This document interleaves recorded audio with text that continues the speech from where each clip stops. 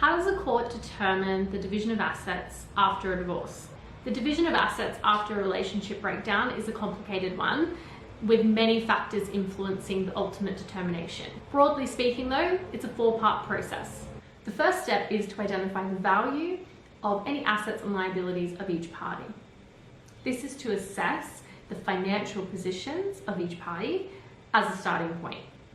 Now, it's important to note that as part of these family law proceedings, you have an ongoing legal obligation to disclose this information.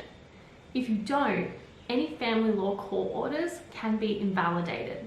The second step is to assess the contributions of each party at the start of the relationship, during the relationship, and after the relationship ended.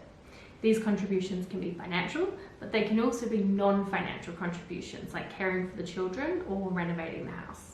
The third step is for the court to assess the future needs of each party. A consideration of the respective ages, health, earning capacity, and future needs is undertaken by the court.